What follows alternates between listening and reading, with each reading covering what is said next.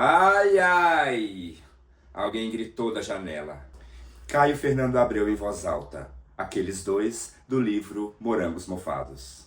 Bora lá? História de aparente mediocridade e repressão. A verdade é que não havia mais ninguém em volta. Meses depois, não no começo, quando não havia ainda intimidade para isso, um deles diria que a repartição era como um deserto de almas.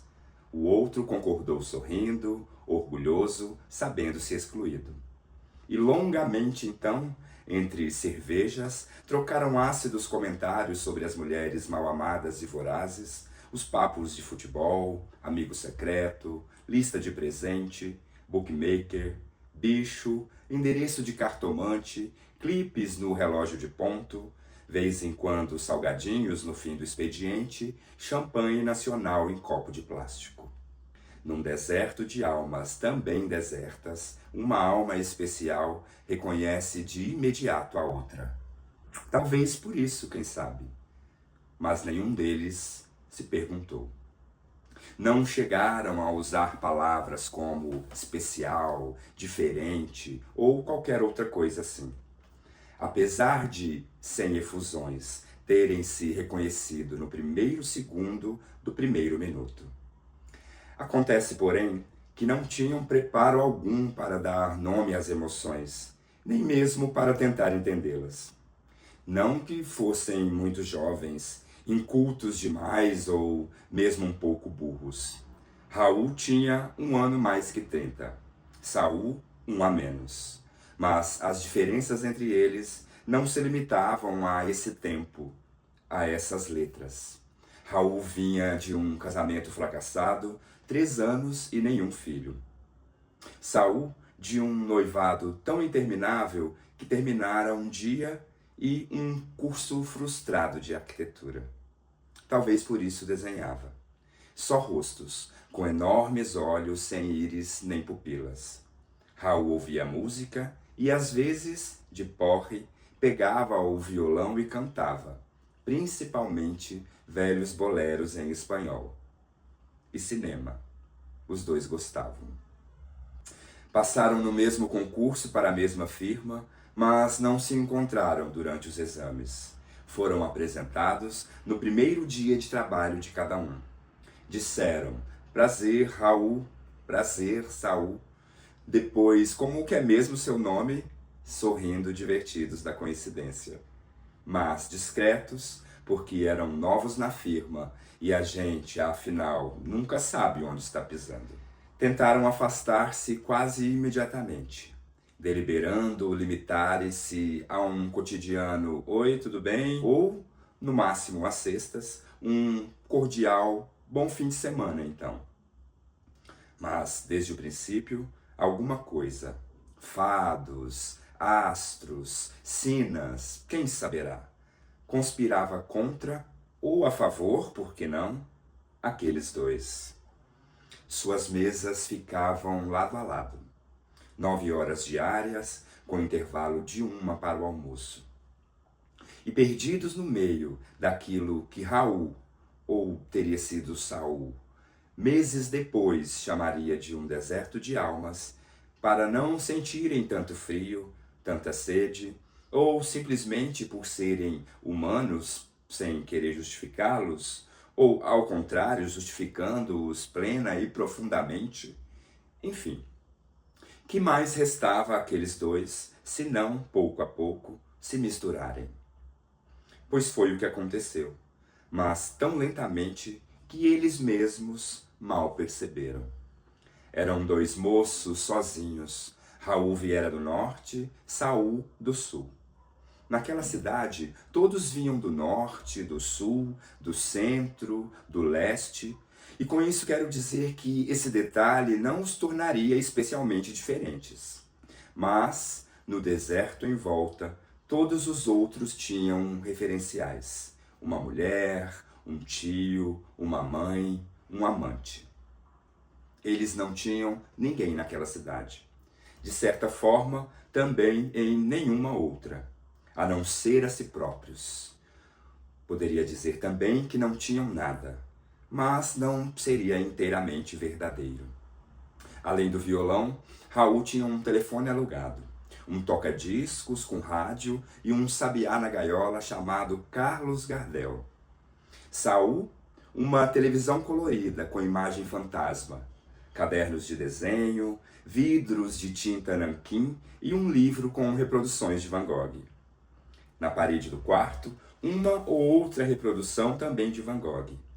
Aquele quarto com a cadeira de palhinha parecendo torta, a cama estreita, as tábuas manchadas do assoalho. Deitado, Saul tinha às vezes a impressão de que o quadro era um espelho refletindo quase fotograficamente o próprio quarto. Ausente apenas ele mesmo. Quase sempre era nessas ocasiões que desenhava. Eram dois moços bonitos, todos achavam. As mulheres da repartição, casadas, solteiras, ficavam nervosas quando eles surgiram. Tão altos e altivos, comentou de olhos arregalados uma secretária. Ao contrário dos outros homens, alguns até mais jovens, nenhum deles tinha barriga ou aquela postura desalentada de quem carimba ou datilografa papéis 8 horas por dia. Moreno, de barba forte azulando o rosto, Raul era um pouco mais definido. Com sua voz de baixo profundo, tão adequada aos boleros amargos que gostava de cantar. Tinham a mesma altura, o mesmo porte, mas Saul parecia um pouco menor e mais frágil, talvez pelos cabelos claros, cheios de caracóis miúdos, olhos assustadiços, azul desmaiado. Eram bonitos juntos, diziam as moças, um doce de olhar. Sem terem exatamente consciência disso, quando juntos os dois aprumavam ainda mais o porte, e por assim dizer, quase cintilavam, o bonito de dentro de um estimulando o bonito de fora do outro e vice-versa, como se houvesse, entre aqueles dois, uma estranha e secreta harmonia. Cruzavam-se silenciosos, mas cordiais, junto à garrafa térmica do cafezinho, comentando o tempo ou a chatice do trabalho. Depois voltavam às suas mesas. Muito de vez em quando, um pedia fogo ou um cigarro ao outro, e quase sempre trocavam frases como tanta vontade de parar, mas nunca tentei, ou já tentei tanto, agora desisti.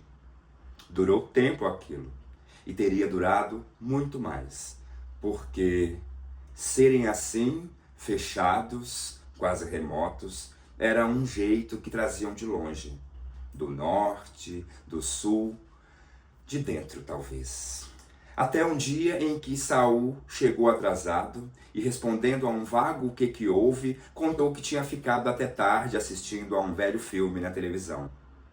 Por educação, ou cumprindo um ritual, ou apenas para que o outro não se sentisse mal chegando quase às 11 apressado, barba por fazer, Raul deteve os dedos sobre o teclado da máquina e perguntou: "Que filme?"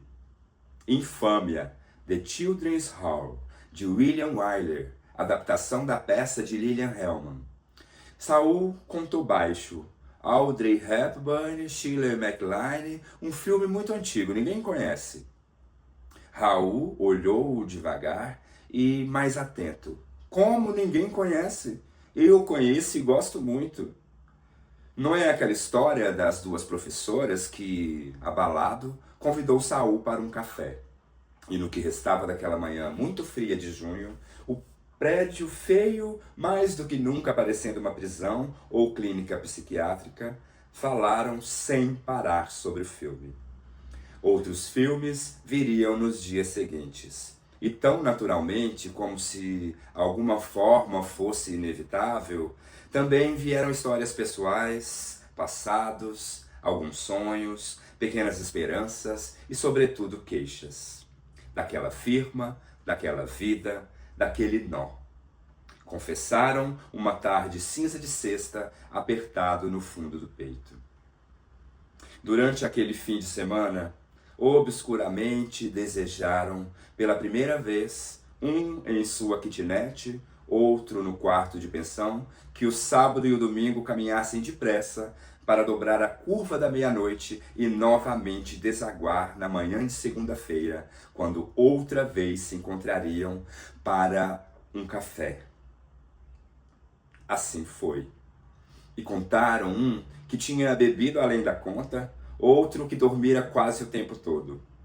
De muitas coisas falaram aqueles dois nessa manhã, menos da falta um do outro, que sequer sabiam claramente ter sentido. Atentas, as moças em volta providenciavam esticadas aos bares depois do expediente. Gafieiras, discotecas, festinhas na casa de uma, na casa de outra. A princípio, esquivos, acabaram cedendo, mas quase sempre enfiavam-se pelos cantos e sacadas para trocar suas histórias intermináveis. Uma noite Raul pegou o violão e cantou Tu Me Acostumbraste. Nesta mesma festa, Saul bebeu demais e vomitou no banheiro. No caminho até os táxis separados, Raul falou pela primeira vez no casamento desfeito. Passo incerto, Saul contou do noivado antigo. E concordaram, bêbados, que estavam ambos cansados de todas as mulheres do mundo. Suas tramas complicadas, suas exigências mesquinhas. Que gostavam de estar assim, agora, sós, donos de suas próprias vidas. Embora isso não disseram, não soubessem o que fazer com elas. Dia seguinte, de ressaca, Saul não foi trabalhar nem telefonou. Inquieto, Raul vagou o dia inteiro pelos corredores subitamente desertos, gelados, cantando baixinho, Tu Me Acostumbraste, entre inúmeros cafés e meio maço de cigarros a mais que o habitual. Os fins de semana foram se tornando tão longos que um dia, no meio de um papo qualquer, Raul deu a Saul o número de seu telefone. Alguma coisa que você precisar se ficar doente, a gente nunca sabe. Domingo depois do almoço, Saul ligou só para saber o que o outro estava fazendo e visitou-o. E jantaram juntos a comidinha mineira que a empregada deixara pronta no sábado. Foi dessa vez que, ácidos e unidos, falaram no tal deserto, nas tais almas. Há quase 6 meses se conheciam. Saul deu-se bem com Carlos Gardel, que ensaiou um canto tímido ao cair da noite. Mas quem cantou foi Raul. Perfídia, La Barca, Contigo em La Distância e, a pedido de Saul, outra vez, 2 vezes, Tu Me Acostumbraste. Saul gostava principalmente daquele pedacinho assim. Sutil llegaste a mí como una tentación, llenando de inquietude mi corazón. Jogaram algumas partidas de buraco e por volta das 9 Saul se foi. Na segunda-feira não trocaram uma palavra sobre o dia anterior, mas falaram mais do que nunca e muitas vezes foram ao café. As moças em volta espiavam, às vezes cochichavam sem que eles percebessem. Nessa semana, pela primeira vez, almoçaram juntos na pensão de Saul, que quis subir ao quarto para mostrar os desenhos. Visitas proibidas à noite. Mas faltavam 5 para as 2 e o relógio de ponto era implacável. Pouco tempo depois, com o pretexto de assistir a Vagas Estrelas da Ursa, na televisão de Saul, Raul entrou escondido na pensão, uma garrafa de conhaque no bolso interno do paletó. Sentados no chão, costas apoiadas na cama estreita, quase não prestaram atenção no filme. Não paravam de falar, cantarolando Noche non vivo. Raul viu os desenhos, olhando longamente a reprodução de Van Gogh. Depois perguntou como Saul conseguia viver naquele quartinho tão pequeno. Parecia sinceramente preocupado. Não é triste? Perguntou. Você não se sente só? Saul sorriu forte. A gente acostuma. Aos domingos, agora, Saul sempre telefonava e vinha. Almoçavam ou jantavam, bebiam, fumavam, jogavam cartas, falavam o tempo todo. Enquanto Raul cantava, vez em quando, El dia que me queiras, vez em quando, Noche de ronda, Saul fazia carinhos lentos na cabecinha de Carlos Gardel, pousado no seu dedo indicador. Às vezes olhavam-se e sempre sorriam. Uma noite, porque chovia, Saul acabou dormindo no sofá. Dia seguinte, chegaram juntos à repartição, cabelos molhados do chuveiro. Nesse dia, as moças não falaram com eles. Os funcionários barrigudos e desalentados trocaram alguns olhares que os dois não saberiam compreender se percebessem. Mas nada perceberam.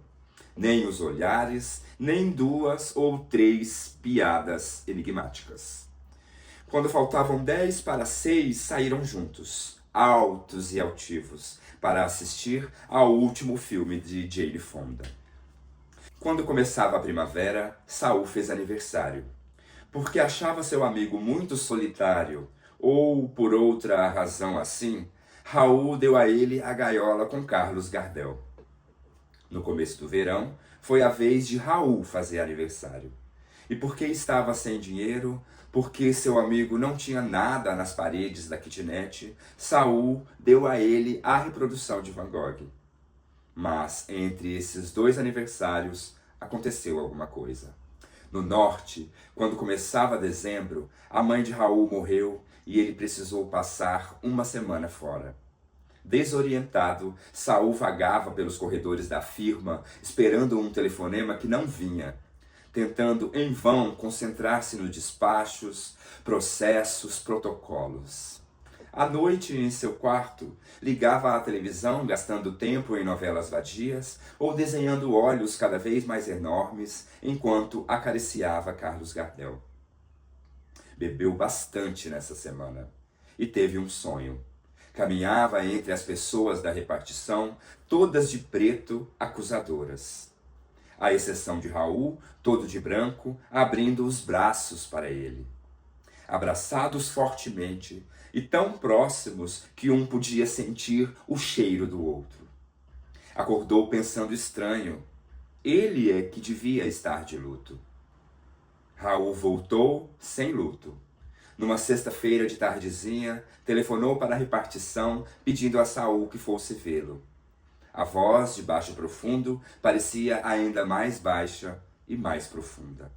Saul foi. Raul tinha deixado a barba crescer. Estranhamente, em vez de parecer mais velho ou mais sério, tinha um rosto quase de menino. Beberam muito nessa noite. Raul falou longamente da mãe. Eu podia ter sido mais legal com ela, coitada. Disse e não cantou. Quando Saul estava indo embora, começou a chorar. Sem saber ao certo o que fazia, Saul estendeu a mão e quando percebeu, seus dedos tinham tocado a barba crescida de Raul.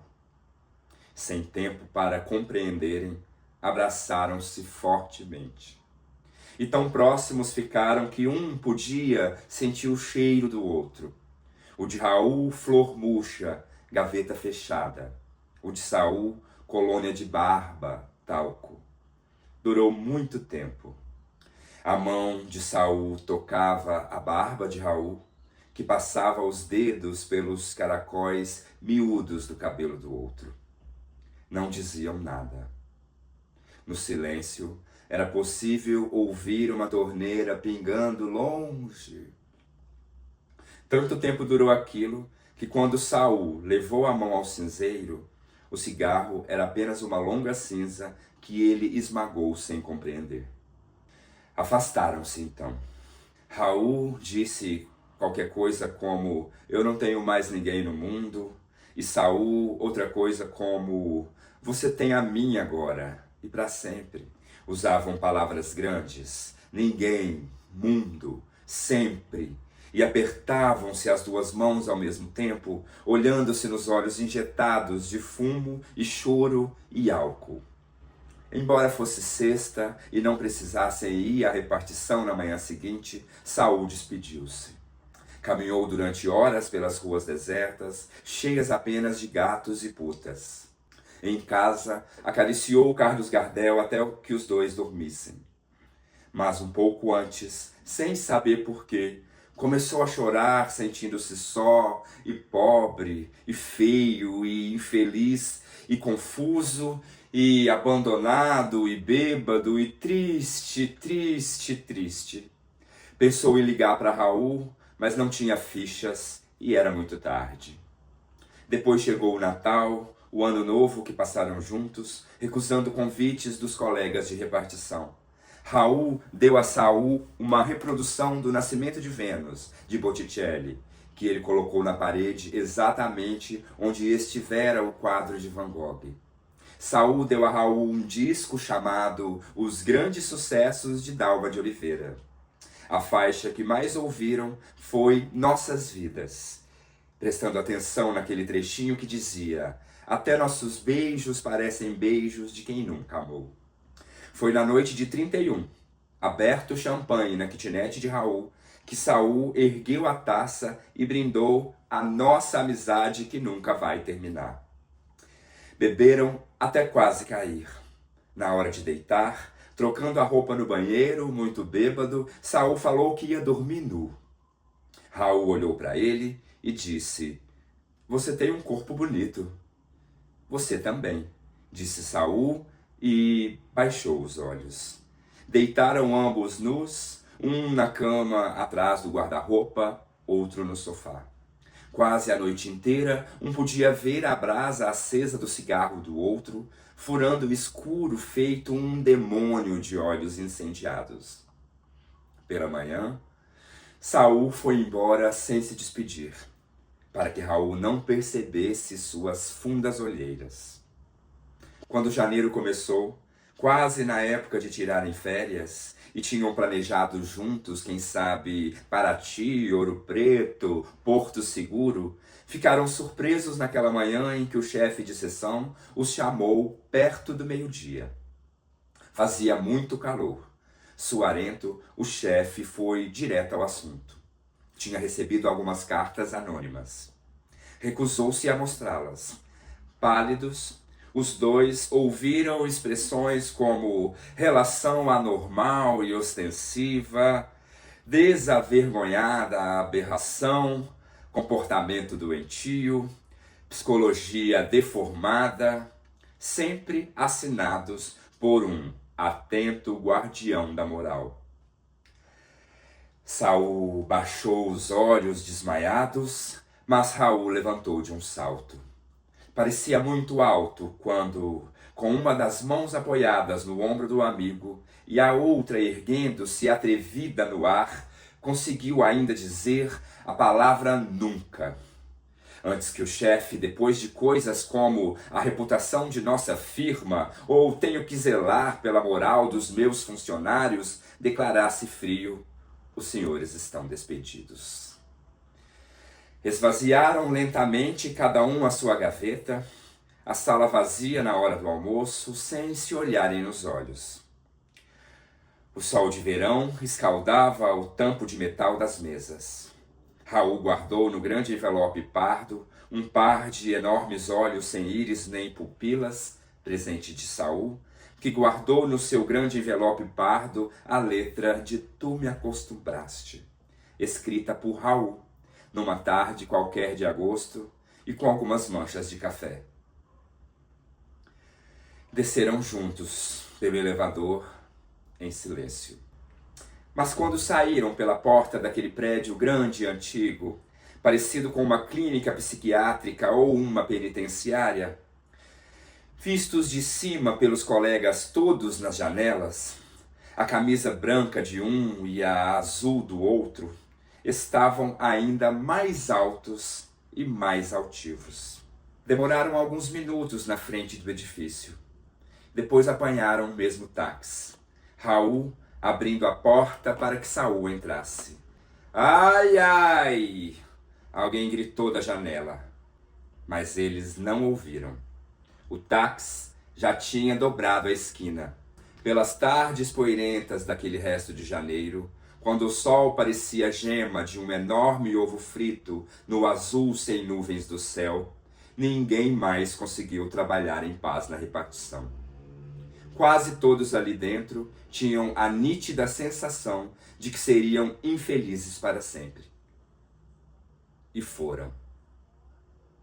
Aqueles dois, Caio e Fernando Abreu, do livro Morangos Mofados. E aí, o que você achou dessa história? Deixa aqui nos comentários e deixa também qual a próxima história eu posso ler aqui no meu canal. Muito obrigado e até a próxima!